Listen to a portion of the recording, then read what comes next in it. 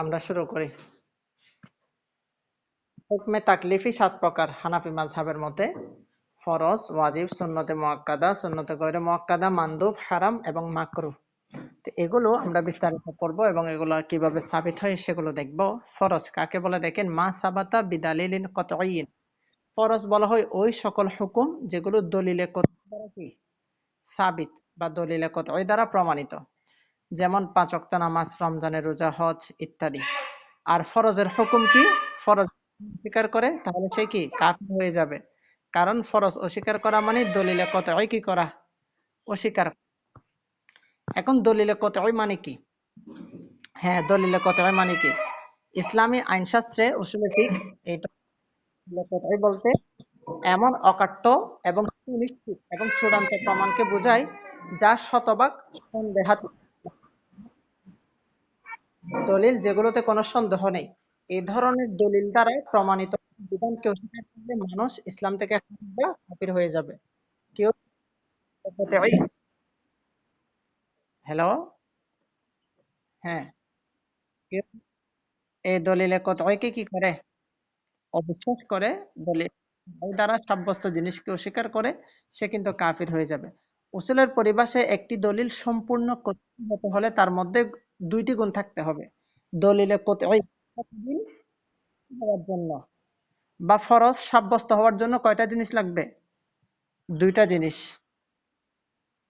দলিলে কতঈর জন্য কয়টা জিনিস লাগবে? 2টা। একটা হচ্ছে কতঈ সুবুত, আরেকটা হচ্ছে কি কতঈ দালালা। কতঈ কি?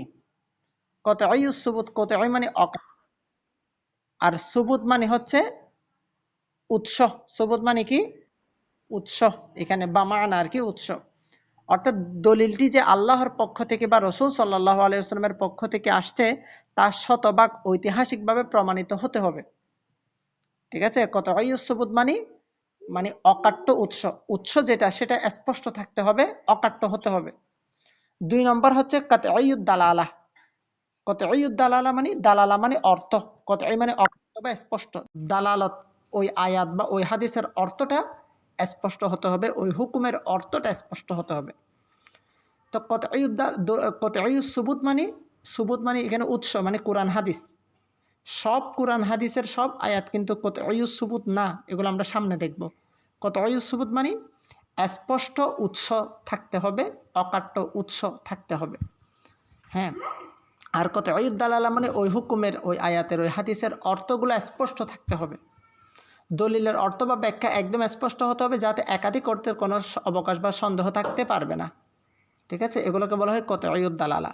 তাহলে এই 2টা জিনিস কতঈউস সুবুত এবং কতঈউদ দালালা, এই 2টা জিনিসের মাধ্যমে দলিলে কতঈ গঠন হয়। দলিলে কতঈ গঠন হয়। আর যে বিষয়টা দলিলে কতঈ দ্বারা সাবিত হয় ওইটা ফরজ হয় এবং ওইটা অস্বীকার করলে কাফির হয়ে যায়। এখন আসেন কোন কোন দলিলগুলো কতঈ দলিল। তো উসুলবিদগণ এর সর্বসম্মত সিদ্ধান্ত অনুযায়ী দলিলে কতঈ প্রধানত 3টি উৎসে বিদ্যমান। দলিলে কতঈ এটা কয়টা উৎস দ্বারা জানা যায় বা কয়টি উৎসের মধ্যে দলিলে কতঈ পাওয়া যায়? তো দলিলে কতের মধ্যে দুটোটাই আছে, কতঈ সুবুত, কতঈ দালালা। 1 নাম্বার পবিত্র আল কোরআন। সমগ্র পবিত্র কোরআন সূত্রগতভাবে সুবুত বা সনদের দিক দিয়ে শতভাগ কতঈ বা সুনিশ্চিত। মনে রাখবেন, সম্পূর্ণ সব কোরআনের আয়াত কিন্তু কি কতঈউস সুবুত। কতঈউস সুবুত মানে দলিলে কতঈ হওয়ার যেটা প্রথম গুণ, এটা কোরআনের মধ্যে আছেই। প্রত্যেকটা কোরআনের আয়াত, এমনকি প্রত্যেকটা হরফে হরফে কতঈউস সুবুত আছে। কারণ কোরআন এটা শুরু থেকে এ পর্যন্ত এটা এভাবে আমাদের পর্যন্ত পৌঁছে আসছে তাওয়াতুর পর্যায়ে। লা তাবদীলা লিকালিমাতিল্লাহ, এখানে কোনো পরিবর্তন হয়নি, এটার মধ্যে গড়মিল নেই। হ্যাঁ, যালিকাল কিতাবু লা রাইবা ফি। তো এ কারণে কোরআনে পাক সূত্রগতভাবে প্রত্যেকটা আয়াত, প্রত্যেকটা হরফ সবগুলো কতঈউস সুবুত। ঠিক আছে? শতভাগ এটা নিশ্চিত যে এটার উৎস মানে এই উৎস এটা আল্লাহর কালাম, এটা সুনিশ্চিত। কারণ এটি তাওয়াতুর এবং নিরবচ্ছিন্ন ধারাবাহিকতা, যা মিথ্যা হওয়া অসম্ভব পদ্ধতিতে আমাদের কাছে পৌঁছেছে। তবে এর আয়াতগুলোর অর্থের দিক থেকে একটা হচ্ছে সূত্রগতভাবে কোরআনের ধারাবাহিকতার দিক থেকে এটা কতঈউস সুবুত, কিন্তু এটা কতঈউদ দালালা না। সব আয়াত কিনা কতঈউদ দালালা না। কারণ কতঈউদ দালালা মানে ওই আয়াতের অর্থটা একদম স্পষ্ট হতে হবে। মানে ওইটার অন্য কোনো ব্যাখ্যা থাকতে পারবে না, মানে অন্য ভিন্ন অর্থ ব্যবহার হতে পারবে না। যেমন কুরু, কুরু শব্দটা হায়েজ অর্থেও আসে, আবার তুহুর অর্থেও আসে। তো হায়েজ এবং তুহুর একটা অপরটার বিপরীত। কামালুল ইনকিত, যেটা আমরা বালাগাতে পড়ে আসছি, একটা অপরটার বিপরীত। তো যার কারণে এখানে আমরা দেখতেছি কি কুরু এটা কতঈ সুবুত। কুরু শব্দটা কেন, এটা আল্লাহর কালাম, আল্লাহর বাণী, এটা তো স্পষ্ট, উৎস ঠিক আছে, উৎস স্পষ্ট, এই কারণে কতঈ সুবুত। কিন্তু কুরু শব্দটা কতঈ দালালা না। কেন? কারণ এটার মধ্যে কতঈ দালালা হওয়ার জন্য একটা অর্থ, স্পষ্ট অর্থ থাকতে হবে। এখানে অর্থটা অস্পষ্ট, এখানে মতভেদ আছে, ও দুইটা অর্থের সম্ভাবনা আছে, বৈপরীত অর্থ, এই কারণে এটা কতঈ দালালা কিন্তু না। তো কতঈ সুবুতও পাওয়া যেতে হবে দালিলে কতঈর জন্য, কতঈ দালালাও থাকতে হবে। এই কারণে এখানে বলা হচ্ছে আয়াতগুলোর অর্থের দিক থেকে দুই রকম হতে পারে। কোরআনের কতঈ আয়াত, যে আয়াতগুলোর অর্থ একদম নির্দিষ্ট, কোনো রূপক বা দ্বিতীয় ব্যাখ্যার সুযোগ নেই। উদাহরণ, পবিত্র কোরআনে চুরির শাস্তি, ব্যভিচারের শাস্তি, মিরাস বা উত্তরাধিকার নির্দিষ্ট অংশ বা সংখ্যার বিবরণ ইত্যাদি। যেমন তোমাদের সন্তানদের ব্যাপারে আল্লাহ নির্দেশ দিচ্ছেন এক ছেলের অংশ দুই মেয়ের অংশের সমান, ঠিক আছে, লিজাকারে মিসলু হাজ্জিল উনসায়াইন। তো আল্লাহ এটার মধ্যে স্পষ্টভাবে সব বলে দিয়েছে, সব বোঝা যাচ্ছে। এখানে দ্বিতীয় কোনো ব্যাখ্যার সুযোগ নেই। এখানে সংখ্যার পরিমাপটি শতভাগ কতঈ। তার মানে এই আয়াতটা, এটা যেহেতু কোরআনের আয়াত, তার মানে এটা কতঈ সুবুত, আবার এটার অর্থ যেহেতু স্পষ্ট, সেজন্য এটা কতঈ দালালা। তো এই আয়াত দ্বারা যে হুকুমটা সাবিত হবে, এটা ফরজ হবে। এখন আসেন, তাহলে এটা হচ্ছে কোরআনে পাক। তার মানে আমরা বুঝলাম কি, কোরআনের সব আয়াত কতঈ দালালা না, হ্যাঁ কতঈ সুবুত। কোরআনের সব আয়াত কতঈ সুবুত, কিন্তু কোরআনের সব আয়াত কতঈ দালালা না। এই কারণে গিয়ে কোরআনের একটা আয়াত থেকে দেখা যাচ্ছে ফরজ সাব্যস্ত হয়, একটা আয়াত থেকে ওয়াজিব সাব্যস্ত হয়, একটা আয়াত থেকে সুন্নাহ সাব্যস্ত হয়, মুবাহ সাব্যস্ত হয় ইত্যাদি। এরপর 2 নাম্বার কতঈ দলিলে কতঈ যেগুলো পাওয়া যায়, সেটা হচ্ছে হাদিসে মুতাওয়াতির। সব হাদিস না, শুধুমাত্র কি হাদিসে মুতাওয়াতির। রাসূল সাল্লাল্লাহু আলাইহি ওয়াসাল্লামের যে সকল হাদিস প্রতিটি যুগে এত বিপুল সংখ্যক সাহাবী, তাবেঈ, রাবী, বর্ণনাকারী বর্ণনা করেছেন যে তাদের সবার পক্ষে মিথ্যা বা ভুলের উপর একমত হওয়া অসম্ভব, তাকে হাদিসে মুতাওয়াতির বলে। এটা হাদিসে মুতাওয়াতিরের পরিচয়। তো শুধুমাত্র হাদিসের মধ্যে হাদিসে মুতাওয়াতির যেগুলো আছে, সেগুলোই কি আপনার দলিলে কতঈ এবং কতঈ সুবুত। এখানেও কি মানে দলিলে কতের মধ্যে দুইটা জিনিস, যেহেতু হাদিস মুতাওয়াতির, যেহেতু তার মানে এটা কতঈ সুবুত হয়ে গেছে, মানে এটার উৎস এটা স্পষ্ট, মানে রসুলের পাক থেকে এটা সুনিশ্চিত। কেন? যে তাওয়াতুর হয়েছে, ঠিক আছে, তাওয়াতুর। এখন দেখতে হবে এটা কতঈ দালালা কিনা, ওই হাদিসটা তাওয়াতুর মুতাওয়াতির, ঠিক আছে। এরপর দেখতে হবে এটা কতঈ দালালা কিনা, মানে হাদিসের অর্থ ব্যাখ্যা একটা কিনা, ভিন্ন দ্বিতীয় কোনো ব্যাখ্যা করা যাবে কিনা। যদি অর্থ স্পষ্ট হয় তখন হবে কতঈ দালালা। আশা করি বোঝাতে পারলাম। তো বলা হচ্ছে এই যে হাদিসে মুতাওয়াতির, এই হাদিসগুলো সূত্রগত দিক থেকে সুবুতান, হ্যাঁ একদম কোরআনের মতোই নিশ্চিত, এবং কতঈ মানে কতঈ সুবুত, ঠিক আছে। কিন্তু উদাহরণস্বরূপ যেমন 5 ওয়াক্ত নামাজের রাকাত সংখ্যা, ওজুর ফরজ, কিংবা যে ব্যক্তি ইচ্ছাকৃতভাবে আমার উপর মিথ্যা আরোপ করলো সেই জন্য জাহান্নামকে তার ঠিকানা বানিয়ে নেন, নবীজির হাদিস, হ্যাঁ, মান কাযাবা আলাইহি মুতাআম্মিদান ফালিয়াতাবাওয়া মাকআদাহু মিনান নার, এই জাতীয় হাদিসগুলো। এগুলো হচ্ছে কি কতঈ সুবুত, ওগুলো সুবুতে ঠিক আছে। যদি অর্থ ঠিক থাকে তখন এটা কতঈ দালালাও হবে। আশা করি এটা বোঝাতে পারলাম। 3 নাম্বার যেগুলো দলিলে কতঈ হিসেবে কাজ করে, সেটা হচ্ছে ইজমায়ে কতঈ, উম্মতের ইজমা। রাসূল সাল্লাল্লাহু আলাইহি ওয়াসাল্লামের ওয়াফাতের পর কোনো এক যুগের সমস্ত মুসলমান, যে কোনো একটা যুগ, তাবিদের যুগ আছে, সাহাবিদের যুগ আছে, আমরা দেখেছি প্রায় 50 থেকে 100 হিজরি পর্যন্ত এটা সাহাবিদের যুগ, 100 থেকে 50 থেকে 150 হিজরি পর্যন্ত সাহাবিদের যুগ ধরা হয়, 150 থেকে 300 পর্যন্ত এটা তাবিদের যুগ ধরা হয়, এরপর 300 থেকে প্রায় 150 থেকেই উপরে 300 পর্যন্তগুলো আপনার কী ধরা হয়, এই তাবেঈনদের যুগ ধরা হয়। এরপর আস্তে আস্তে যুগগুলো বন্টন হয়। যে কোনো এক যুগে, হ্যাঁ, যে কোনো একটা ফতোয়ার উপর, মাসালার উপর সকল মুসলিম মুজতাহিদ, ওই যুগে যারা মুস্তাহিদ থাকবে, মুস্তাহিদ আলেমগণ যখন দিনের কোনো অকাট্য বিধানের উপর সম্পূর্ণ একমত হন, তাকে বলা হয় ইজমাই কতঈ। সেগুলোই কি ইজমাই কতঈ, মানে একটা বিষয় নিয়ে সম্পূর্ণ এক যুগের অধিকাংশ উলামা, বেশিরভাগ উলামা, জমহুর উলামারা যদি ঐক্যমত হয় সেটা হচ্ছে কি ইজমায়ে কতঈ। আর এই ইজমায়ে কতঈ এটার মধ্যে কতঈউস সুবুতও থাকে, কতঈউদ দালালাও থাকে। ঠিক আছে? কেন কতঈউস সুবুত কতঈউদ দালালা থাকে? কারণ এটা ইজমা হয়েছে, মানে সম্পূর্ণ উম্মত, এক যুগের সকল উম্মত এটার উপর ইজমা হয়েছে। তো এটার মধ্যে তার দ্বিতীয় কোনো অপশন নাই। ঠিক আছে?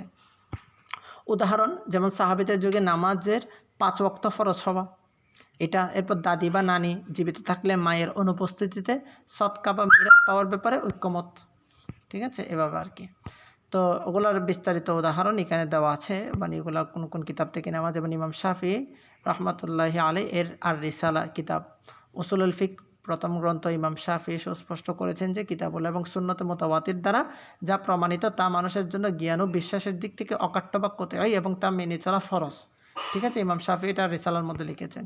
ইমাম জাসসাস রাহমাতুল্লাহি আলাইহি তিনার কিতাব আল ফুসুল ফিল উসুল এর মধ্যে তিনি লিখেছেন, হানাফি মাযহাবের এই বিখ্যাত গ্রন্থে বলা হয়েছে কোরআনের নস, মানে যেগুলো স্পষ্ট বাক্য, মানে কতঈউদ দালালা, এবং খবরে মুতাওয়াতির মানে হাদিস যেগুলো তাওয়াতুর পর্যায়ের দ্বারা যে বিধানটা সাব্যস্ত হয় তা অকাট্য ইলম বা নিশ্চিত জ্ঞান দান করে। এর বিপরীত কোনো জন্নি মানে অনুমান নির্ভর বা দলিল বা কিয়াস গ্রহণযোগ্য হবে না। মানে কোরআনের বিপরীতে, কোরআন যেহেতু কোরআনটা যদি কতঈউস সুবুত, তো অবশ্যই কোরআন কতঈউস সুবুত। এখন দেখতে হবে কতঈউদ দালালা কিনা। যদি কতঈউস সুবুত কতঈউদ দালালা হয়ে যায় তখন সেটা দলিলে কতঈ হয়ে যায়।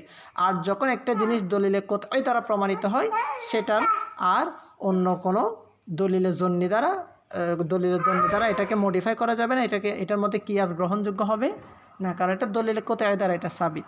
তো ইমাম জাসসাস এটা তার কিতাবের মধ্যে লিখেছেন। ঠিক একইভাবে হাদিসে মুতাওয়াতির, যখন এটা মুতাওয়াতির যেহেতু হয়েছে সনদ দ্বারা প্রমাণিত, তার মানে এটা কতঈউস সুবুত। যখন তার অর্থ স্পষ্ট হবে তখন কতঈউদ দালালা হবে। তো কতঈউস সুবুত কতঈউদ দালালা যখন হয়ে যাবে তখন ওইটার মধ্যে আর কিয়াস করে নতুন মাসলা বের করা, নতুন ব্যাখ্যা দেওয়া বা দলিল অনুমান করা যাবে না। এইভাবে ইমাম গাজ্জালি আলাইহির রহমার কিতাব আল মুস্তাসফা, যেটা শাফি মাযহাব, ইমাম গাজ্জালি আলাইহির রহমান শাফি মাযহাবের ছিলেন। তো শাফি মাযহাবের আলোকে তিনি কিতাবটা লিখেছেন। তো এর মধ্যে তিনি লিখেন কি, দিনের মৌলিক আকাইদ এবং নিশ্চিত হুকুমগুলো কেবল আদিল্লায়ে কাতঈয়া বা অকাট্য দলিলের মাধ্যমে সাব্যস্ত হতে পারে। এই যেমন আকিদার জ্ঞান বলি না, যেগুলো আকিদার বিষয় আসছে এগুলো সবগুলো কি দলিলে কতঈ থেকে আসছে, সবগুলো কি দলিলে কতঈ। এই যে আকিদা যেগুলো সাব্যস্ত হয়, সেই জন্য তো আকিদা ঠিক না থাকলে তার আমলের কোনো দাম নেই, বলছে না? আকিদাই হচ্ছে তো মূল। ঠিক আছে? তো আকিদার যে বিষয়গুলো যেগুলোকে আমরা জরুরিয়াতে দিন বলি, তো সকল জরুরিয়াতে দিন এগুলো কিন্তু দলিলে কতঈ মানে কতঈউস সুবুত কতঈউদ দালালা দ্বারা প্রমাণিত। এই কারণে কেউ যদি জরুরিয়াতে দিনকে অস্বীকার করে সে কি কাফির হয়ে যাবে। একটা জরুরিয়াতে দিনকে অস্বীকার করা যাবে না, কারণ জরুরিয়াতে দিনের সবগুলো বিষয়, যতগুলো জরুরিয়াতে দিনের অন্তর্ভুক্ত আছে, আল্লাহর প্রতি ইমান, রাসূলের প্রতি ইমান ইত্যাদি, ফেরেশতাদের প্রতি ইমান, তো এই জাতীয় কিতাবুল্লাহর প্রতি ইমান, এই জাতীয় যেগুলো বিষয় আছে এগুলো সব দলিলে কতঈ অর্থাৎ কতঈউস সুবুত কতঈউদ দালালা দ্বারা সাবিত। আশা করি বোঝাতে পারলাম। এটাই। এরপর এখানে আপনি যদি পার্থক্য জানতে চান এখানে পার্থক্য দেওয়া থাকবে। এরপর আসেন ইসলামী আইনশাস্ত্রে উসুলে ফিক দলিলে জন্নি, মানে দলিলে জন্নি কাকে বলে এটা এখন আমরা পড়বো। একটা হচ্ছে দলিলে কতঈ পড়ছি, আরেকটা হচ্ছে দলিলে জন্নি। দলিলে জন্নি দ্বারা কিন্তু ওয়াজিব সাব্যস্ত হয়। ঠিক আছে? দলিলে কতঈ দ্বারা ফরজ সাব্যস্ত হয়, দলিলে জন্নি দ্বারা ওয়াজিব সাব্যস্ত হয় কিছু কিছু ক্ষেত্রে। ওগুলা কি বিস্তারিত দেখেন। দলিলে জন্নি মানে কি? দলিলে জন্নি দলিল বা প্রমাণকে বোঝায় যা প্রবল ধারণার জন্ম দেয় কিন্তু শতভাগ নিশ্চিত বা অকট্য নয়। কতঈ এটা শতভাগ নিশ্চিত, কিন্তু দলিলের জন্য এটা মানে বেশি কম। ঠিক আছে? মানে 60-40 বা 70-30 এই পার্সেন্টেজ হবে। এটা শতভাগ নিশ্চিত না, তবে বেশিরভাগ প্রবল ধারণা। এর মাধ্যমে প্রমাণিত বিধান বিশ্বাস করা ফরজ নয় এবং তা অস্বীকারী কাফেরও হয় না, যেহেতু ওগুলো 100% না সেই কারণে, এবং দলিলের জন্য এই কারণে ওগুলা বিশ্বাস করা ফরজও না এবং বিশ্বাস না করলে কেউ কাফির হবে না। তবে আমল করার ক্ষেত্রে এটি অত্যন্ত গুরুত্বপূর্ণ। উসুলের পরিভাষায় একটি দলিলে জন্নি হওয়ার পেছনে দুইটি কারণ থাকে। হ্যাঁ, একটা দলিলে জন্নি, একটা হচ্ছে দলিলে কতঈ। দলিলে কতঈ হওয়ার জন্য যেরকম দুইটা কারণ থাকে, মানে কতঈউস সুবুত কতঈউদ দালালা, ঠিক একইভাবে দলিলে জন্নির জন্য দুইটা কারণ, জন্নিউস সুবুত জন্নিউদ দালালা। এখন জন্নীয় সুবুত মানে কি, দলিলটি আল্লাহ রসুল সাল্লাল্লাহু আলাইহি ওয়াসাল্লাম থেকে প্রমাণিত হওয়ার ক্ষেত্রে শতভাগ অকাট্য নয়, বরং বর্ণনাকারীর সত্যবাদিতা ও প্রমাণের ভিত্তিতে তা প্রবলভাবে নির্ভরযোগ্য। ঠিক আছে, অর্থাৎ ওই যে খবরে মাশহুর আছে, খবরে আজিজ আছে, খবরে গরিব আছে, খবরে ওয়াহিদ আছে, মুতাওয়াতির ছাড়া আর কি, এইভাবে যেগুলো হাদিসে মোবারক আছে। এখানে কোরআন আনেনি, কিন্তু কোরআন কিন্তু জন্নীয় সুবুত না। কোরআনের প্রত্যেকটা আয়াত, প্রত্যেকটা হরফ কিন্তু কতঈ সুবুত, এই কারণে এখানে জন্নির মধ্যে কোরআন আসেনি। ঠিক আছে, কিন্তু কোরআনের মধ্যে ওই জন্নীয় দালালা আছে, কতঈ দালালাও আছে কোরআনে, জন্নীয় দালালাও আছে। আর জন্নীয় সুবুত এটা হাদিসের মধ্যে পাওয়া যায়। কেন? ওই যে রাওয়ের কারণে। হাদিস তো হাদিস, মাশাল্লাহ, হাদিসের শানমান, এই যে উসুলে যারা উসুলে হাদিসে, কিন্তু তারা বলছে আমরা যে বলতেছি হাদিসটা জয় বা হাদিসটা মজু, আসলে কি হাদিস মজু না, এটা বর্ণনাকারীকে আমরা কি করতেছি, যে বর্ণনাকারীর মানে হাল অনুযায়ী আমরা জিনিসটা বলতেছি। আসলে তো হাদিস তো ওগুলো অনেক ঊর্ধ্বে, আমাদের জেহেনের ঊর্ধ্বে, ওগুলো শানমান অনেক ঊর্ধ্বে। তো জন্নীয় সুবুত বলতে বোঝায় হাদিসটা যে রাসূল সাল্লাল্লাহু আলাইহি ওয়াসাল্লাম থেকেই আসছে, এটা রাবির দুষ্কটির কারণে, এটার মধ্যে নির্ভরযোগ্যতা 100% এবং বর্ণনাকারীর সংখ্যার কারণে বা সত্যবাদিতা, তার আমল আখলাকের কারণে এটা কি হয়, সন্দেহ চলে আসে, যার কারণে প্রবল ধারণা হয় কিন্তু শতভাগ নিশ্চিত হওয়া যায় না। এই কারণে যেহেতু উৎস, মানে এটা যে রাসূল সাল্লাল্লাহু আলাইহি ওয়াসাল্লাম থেকে আসছে, এটা এই উৎসটা মধ্যে ধারণা চলে আসছে, 100% হচ্ছে না, এই কারণে এটা জন্নীয় সুবুত, মানে উৎসটা দুর্বল। আরেকটা জন্নীয় দালালা মানে দলিলটির উৎস বা বাক্য নিশ্চিত, কিন্তু তার অর্থ বা ব্যাখ্যা একাধিক হওয়ার সুযোগ থাকে, মানে ভিন্ন ভিন্ন। যেমন কুরুতে একটা উদাহরণ দিলাম কোরআনে, হ্যাঁ, এটা কতই সুবুত, কিন্তু অর্থ ভিন্ন ভিন্ন আসতেছে, হায়েস তুহুর ভিন্ন ভিন্ন অর্থ, তো ব্যাখ্যার সম্ভাবনা বেশি, যার মধ্যে ব্যাখ্যা থাকে। ঠিক আছে, তো এটা হচ্ছে জন্নীয় দালালা। আশা করি জিনিসটা বোঝাতে পারলাম। তো কোন কোন দলিলগুলো জন্নি, সেগুলোর প্রকারভেদ। উসুলবিদগণের মতে ইসলামী শরীয়তের অধিকাংশ প্রায়োগিক বা ফিকহি বিধানই দলিলে জন্নি দ্বারা কিন্তু প্রমাণিত। মনে রাখবেন, দলিলে কোথায় সীমিত, দলিলে জন্নি বেশি, দলিলে জন্নি দ্বারা আমল সাব্যস্ত হয়। তো দলিলে জন্নি দ্বারা প্রমাণিত এর প্রধান উৎস হলো 1 নম্বর খবরে ওয়াহেদ বা আহাদ হাদিস। মুতাওয়াতির স্তরে পৌঁছায়নি এমন সমস্ত সহি বা হাসান হাদিসকে খবরুল ওয়াহিদ বলে। মুতাওয়াতির ছাড়া হাসান, হ্যাঁ, তারপর জয়ীফ, আজিজ, গরিব ইত্যাদি, এগুলো খবর ওয়াহিদের আন্ডারে, ওগুলো মোতাবাতির স্থানে পৌঁছায়নি ইত্যাদি। তাহলে এই খবর ওয়াহিদ এগুলো জন্নীয় সুবুত, কেমন? আর যদি জন্নীয় সুবুত ঠিক আছে, কিন্তু এগুলো আবার কতঈ দালালা হতে পারে, মানে একসাথে অ্যাড হতে পারে। যেমন কোরআনের প্রত্যেকটা আয়াত কিন্তু কি কতঈ সুবুত, কিন্তু আপনি যদি ওয়াল মুতাল্লাকাতু ইয়াতারাব্বাসনা বিআনফুসিহিন্না সালাসাতা কুরু এই আয়াত নিয়ে ভাবেন, তাহলে আপনি যদি দেখেন এটা কি কতঈ দালালা হবে না কতঈ, এটা কি দলিলে কতঈ হবে না দলিলে জন্নি হবে? এখন এটা আমার ভাবার বিষয়, আপনি কাকে প্রাধান্য দিবেন। যেমন এখানে আপনি যদি দেখেন বিন্যাসগতভাবে এটা কিন্তু কি কতঈ সুবুত, কোরআন যেহেতু এটা কতঈ সুবুত, কিন্তু অর্থগতভাবে এটা কতঈ সুবুত না, এটা জন্নীয় দালালা। এই আয়াতটা ওয়াল মুতাল্লাকাতু ইয়াতারাব্বাসনা বিআনফুসিহিন্না সালাসাতা করে, এটা কতঈ সুবুত, জন্নীয় দালালা। ঠিক আছে, এখন এটা দ্বারা কি আসলে ফরজ বিধান সাব্যস্ত হবে কিনা, এটার মধ্যে তো ব্যাখ্যা চলে আসছে। ঠিক আছে, এরকম একসাথে একত্রিত হতে পারে, মানে একদিক থেকে দেখা যাচ্ছে কতঈ সুবুত, আরেকদিকে দেখা যাচ্ছে জন্নীয় দালালা, একদিকে যে দেখা যাচ্ছে জন্নীয় সুবুত, আরেকদিকে দেখা যাচ্ছে কতঈ দালালা, মানে হাদিসটা দুর্বল, খবর ওয়াহিদ, ঠিক আছে, কিন্তু তার অর্থ স্পষ্ট, একাধিক ব্যাখ্যা নেই, এরকমও হতে পারে। তাহলে খবর ওয়াহিদ এগুলো জন্নীয় সুবুত হয়, জন্নীয় দালালা, এটা বিচার হবে কিসের মাধ্যমে? খবর ওয়াহিদ জন্নীয় সুবুত সন্দেহ নেই, কিন্তু জন্নীয় দালালা হবে কিনা এটা অর্থের মাধ্যমে আমরা বুঝতে পারবো, কারণ জন্নীয় দালালা মানে অর্থ স্পষ্ট থাকলে, দ্বিতীয় ব্যাখ্যার সুযোগ না থাকলে এটা কি মানে কতঈ, আর যদি থাকে তাহলে জন্নি। উদাহরণ বুখারী এবং মুসলিম সহ হাদিসের কিতাবগুলোতে বর্ণিত দৈনন্দিন আমল, বিশেষ করে দৈনন্দিন যেগুলো আমল আছে, ওগুলো এই কিসের মাধ্যমে? সুন্নত আমল আছে, নফল আমল আছে, এগুলো কিন্তু এই জন্নীয় সুবুত, জন্নি হওয়ার কারণে এগুলোর মান কমে গেছে, নাহলে আমল তো আমলই এক হিসেবে, হ্যাঁ, আমল তো সব আমল, কিন্তু এই যে মানের মধ্যে ফরজ, ওয়াজিব, সুন্নত, মুস্তাহাব, মুবাহ, এগুলো হওয়ার পিছনে কারণ কি? এই যে দলিল দুর্বল, হ্যাঁ, কতঈ থেকে ছুটে যাচ্ছে, এই কারণে। তো বলা হচ্ছে আমল ও ফিক সম্পর্কিত বেশিরভাগ হাদিসে এই শ্রেণীর। কোরআনের জন্নীয় দালালা আয়াত, তো কোরআনের সবগুলো আয়াতে কিন্তু কতঈ সুবুত, কিন্তু কতঈ দালালা না, কারণ অনেকগুলো আয়াতের ভিন্ন অর্থ রয়েছে ভিন্ন ভিন্ন অর্থ। তো কোরআনের কোনো আয়াতের শব্দ যদি একাধিক অর্থ প্রকাশ করার যোগ্যতা রাখে তবে আয়াতটি সুবুতের দিক থেকে কোথায় হলেও অর্থের দিক থেকে কিন্তু তখন জন্মি হয়ে যায়। উদাহরণস্বরূপ সূরা বাকারার 228 নম্বর আয়াতে বলা হয়েছে তালাকপ্রাপ্ত নারীরা 3 কুরু অপেক্ষা করবে। এখানে কুরু শব্দের আরবি অর্থ পবিত্রতা। আবার হায়েজ বা ঋতুস্রাব হায়েজও হয়। হ্যাঁ, তাই হানাফি ও শাফি আলেমদের প্রবল ধারণার ভিত্তিতে ভিন্ন ভিন্ন ব্যাখ্যা এসেছে।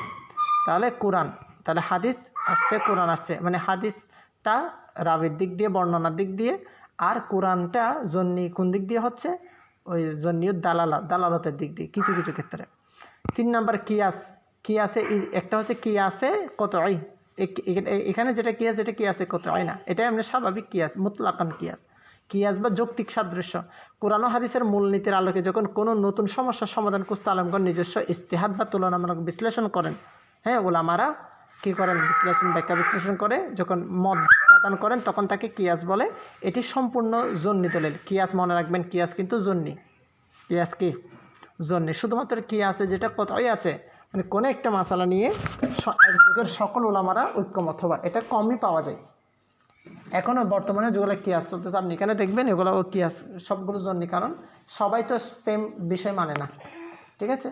মানে বড় বড় ওলামা সব গ্রুপের, সুন্নি বলেন, ওয়াহাবি বলেন, সব গ্রুপের মধ্যে বড় বড় ওলামা আছে না, তো দেখা যাচ্ছে কি হয়ে যাচ্ছে, ভিন্ন মত, ভিন্ন কিয়াস, ভিন্ন যুক্তি, ভিন্ন দালাইল হয়ে যাচ্ছে। এভাবে যেমন উদাহরণ, কোরআনে মদ বা খমর হারাম করা হয়েছে। আলেমগণ মদের মাদকতার কারণটি হিরোইন বা ইয়াবার মধ্যে পেয়ে সেগুলোকে কিয়াসের ভিত্তিতে হারাম ঘোষণা করছে, ঠিক আছে। অনেকে ওই পানের মধ্যে জর্দা খাওয়া, সিগারেট খাওয়া, ওগুলোকে ডাইরেক্ট হারাম বলতেছে না, হ্যাঁ, কেন, ওগুলো কিয়াস, ঠিক আছে, কিয়াস করে এটা বলতেছে। আর যেমন অনেকে এটা মানতে চায় না, হ্যাঁ, পান বেশি খাওয়া যদি কী হয়ে যায়, মানে অভ্যাসে পরিণত হয়ে যায়, পানের মধ্যে জর্দাও খাই, সেটা যে হারাম হয়ে যাবে সেটা অনেকে মানতে চায় না, অনেক ওয়াহাবি মানেও না, এরা বেশি পান খায়, হ্যাঁ, মিনিটে 5 মিনিট 10 মিনিট পর পর, বিশেষ করে হুজুররা, মসজিদের ইমাম সাহেবরা, মুয়াজ্জিনরা, এরা মানে পানের অভ্যাস এটা ফাইলে তো হয়েছে। একজন বলতেছে আমাদের এদিকে মানে নামাজে ফান রেখে নামাজ পড়াতে পারবে, এই কিন্তু দাওরা হাদিস পাস করছে, মানে পড়ালেখায় ভালো, তবে কোন মানে কিসের ভিত্তিতে এটা বলতেছে জানি না, মস্কারি করে বলতেছে না এমনি বলতেছে, হয়তো ফান গালত রাহিও কি নামাজ পড়ানো যাইও ফান নসাবালি বা রস নজালি ওর ভিতরে, মানে কেমন দেখেন, মানে ওই পানের আশেক আর কি। আল্লাহ তাআলা মাফ করুন। তাহলে এটা হচ্ছে ইজতিহাদ, কিয়াস, ঠিক আছে। এরপর আসেন আরেকটা হচ্ছে ইজমায়ে জন্নি, একটা হচ্ছে ইজমায়ে কতই, আরেকটা ইজমায়ে জন্নি। ইজমায়ে জন্নি কি, যে ঐক্যমতের ব্যাপারে সমস্ত মুজতাহিদের স্পষ্ট সম্মতি জানা যায়নি, তবে কেউ দ্বিমত করেননি, এটাকে ইজমায়ে সুকুতিও বলা হয়। একটা হচ্ছে ইজমায়ে কতই, আরেকটা সুকুতি, তা জন্নি দলিলের অন্তর্ভুক্ত। এগুলো রেফারেন্স বিভিন্ন কিতাবে আসছে, যেমন 1 নম্বর ইমাম ফখরুদ্দিন রাজি রহমতুল্লাহ আলাই তার যেটা উসুলের কিতাব আল মাহসুল, এটার মধ্যে তিনি লিখেছেন শরীয়তের উপশাখা বা ফিকহি মাসালাগুলোতে আল ফুরু বা জন্নি দলিল এবং খবরুল ওয়াহেদের উপর আমল করা ওয়াজিব। মানে ইমাম ফখরুদ্দিন রাজি তিনি তো একটা তাফসীরের কিতাবও লিখেছেন, তো তিনি এখানের মধ্যে বলতেছে কি দলিলে জন্নি দ্বারা কিন্তু ওয়াজিব সাব্যস্ত হয়, হ্যাঁ, ওগুলো আমলীয়, আকিদা ভিত্তিক না হলেও ওগুলো আমলীয়, ঠিক আছে। যেহেতু ওগুলো অকাট্য না, সেজন্য আকিদার অন্তর্ভুক্ত না, কিন্তু ওগুলো আমলীয় বিষয়। দিনের অধিকাংশ আমলই এর উপর নির্ভরশীল। দিনের বেশিরভাগ আমল কিন্তু আমরা যেগুলো করি ওগুলো দলিলে জন্নির উপরই নির্ভরশীল, মানে এটার উপর বেস করে হয়, কেননা দলিলের ক্ষতি খুবই কম, হ্যাঁ, খুবই কম সংখ্যক, এই কারণে ওগুলো আকিদার অন্তর্ভুক্ত। এভাবে হাফেজ ইবনে হাজার আসকালানী রহমাতুল্লাহ আলাইহি নুখবাতুল ফিকর কিতাবের মধ্যে তিনি লিখেছেন, হাদিস শাস্ত্রের এই মৌলিক কিতাবে স্পষ্ট করা হয়েছে যে খবরে ওয়াহিদ সুনিশ্চিত জ্ঞান ইলমে ইয়াকিন দেয় না, বরং প্রবল ধারণা ইলমে জন্নি তৈরি করে, এবং এর দ্বারা প্রমাণিত বিধানের উপর আমল করা আবশ্যক, মানে ওয়াজিব। মানে খবরে যেগুলো জন্নি আছে, এক কথায় জন্নিও সুবুত, জন্নিও দালালা, ঠিক আছে, অর্থাৎ জন্নি দলিল, দলিলে জন্নি বা মানে দলিলে জন্নি যেগুলো আছে এগুলোর উপর আমল ওয়াজিব, অর্থাৎ এক কথায় দলিলে এই দ্বারা ফরজ সাবিত হয় এবং আকাইদ সাবিত হয়, আর দলিলে জন্নি দ্বারা ওয়াজিব সাবিত হয় এবং ওয়াজিব আমলগুলো সাবিত হয়। আল্লামা ইবনে শামী রহমতুল্লাহ আলাইহি ফতোয়া শামী, যেটা রদ্দুল মুখতার, এর মধ্যে তিনি লিখেছেন, হানাফি ফিকহের বিখ্যাত গ্রন্থে বলা হয়েছে দলিলে জন্নি দ্বারা প্রমাণিত বিধানকে অস্বীকার করলে কেউ কাফির বা ইসলাম থেকে খারিজ হয় না, তবে উপযুক্ত কারণ ছাড়া তা অমান্য করলে মানুষ ফাসিক বা গুনাহগার হিসেবে গণ্য হবে। যেহেতু এটা ওয়াজিব, প্রায় ফরজের কাছাকাছি, তো এটা গুনাহগার হিসেবে গণ্য হবে। তো সংক্ষেপে সিদ্ধান্ত হচ্ছে আকীদা বা বিশ্বাসের ক্ষেত্রে দলিলের জন্য গ্রহণযোগ্য নয়, আকীদার বিষয়গুলোর মধ্যে দলিলের জন্যই নয়। তবে ইসলামের দৈনন্দিন আমল, ফিক, বিধিবিধান সিংহভাগ বলতে এখানে বেশিরভাগ বোঝাইছে আর কি দলিলের জন্য, যেমন সহিহ হাদিস ও কিয়াস দ্বারা পরিচালিত ও প্রমাণিত। এখন কোরআনের সব আয়াত, সব হাদিস, সব ইজমা কি দলিলের কথা সেটার উত্তর আমরা পূর্বে দিয়েছি। এগুলো আপনি আরও বিস্তারিত ইনশাল্লাহ যদি দেখে নেন, আশা করি এটা কি হবে, সুবিধা হবে। ঠিক আছে, আল্লাহ আকবার। তারপর আমরা সামনে যাই। এখানে একটা তুলনামূলক এক নজরে সংক্ষিপ্ত সারসংক্ষেপ দেওয়া আছে, দেখেন এখানে লিখছে এই দলিলের উৎস হতে কত সুবুত, হ্যাঁ, আর দালালা মানে অর্থগত দিক, সুবুত মানে উৎসগত দিক, আর দালালা মানে অর্থগত দিক, মানে চূড়ান্ত মর্যাদা। কোরআনের স্পষ্ট আয়াত, এটাগুলো হচ্ছে দলিলে কোরআন। কোরআনের অস্পষ্ট অর্থবোধক আয়াত, এগুলো হচ্ছে কোরআন মানে দলিলে কোরআন, কিন্তু এটা জন্নি, হ্যাঁ, মানে কোরআন সুবুত, ঠিক আছে, কিন্তু এটা কোরআন দালালা না, এটা হচ্ছে জন্নিয়ত দালালা, মানে অর্থজন্নি। ঠিক আছে, এভাবে হাদিসে মুতাওয়াতির যদি আসে তাহলে এটা দলিলে হাদিসে মুতাওয়াতির এটা কোরআন সুবুত, হ্যাঁ, আবার এটা কোরআন দালালাও, সেজন্য এখানে দুইটা কোরআন আসছে। কিন্তু খবরে ওয়াহিদ এটা কি জন্নিয়ত সুবুত, জন্নিয়ত দালালা, এভাবে করে করে এখানে দেওয়া আছে। তাহলে আজকে ফরজটা নিয়ে থাকবে, এবং ফরজ নিয়ে আশা করি বিস্তারিত ভাববেন, এবং আকীদা কিভাবে সাবিত হচ্ছে আশা করি বুঝছেন, দলিলগুলা কিভাবে মেলাতে হয়, আশা করি জিনিসগুলো ক্লিয়ার।